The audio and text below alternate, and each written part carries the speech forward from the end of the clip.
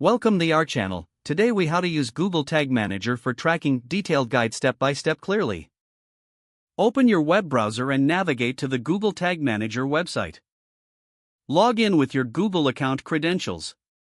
Once logged in, you will see a dashboard with your existing container. If you don't have a container, click on Create Account.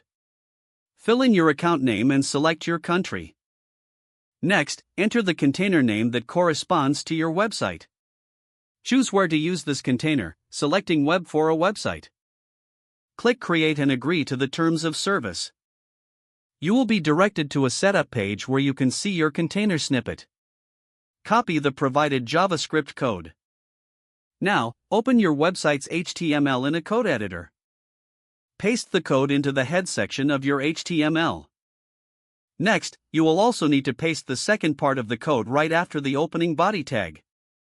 After implementing the tags, return to the Google Tag Manager dashboard. Click on Add a new tag. Choose the type of tag you want to create, such as Google Analytics. Select the tag configuration. For Google Analytics, enter your tracking ID. Next, under Triggering, click to choose a trigger.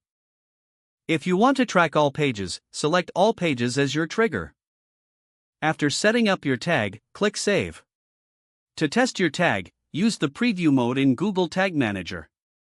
Open your website in a new tab to see if the tag is firing correctly. If everything looks good, go back to Google Tag Manager. Click on Submit to publish your changes. In the window that appears, add a version name and description. Finally, click Publish to make your tags live on your website. Congratulations, you have successfully set up Google Tag Manager for tracking. If the page does not load, refresh the browser or try again in a private or incognito window. Make sure you are using the correct email address, then retype it carefully to avoid small typos. If your password is not accepted, use the reset option and create a new strong password you can remember. Don't forget to like this video and subscribe to our channel for more step-by-step tech guides.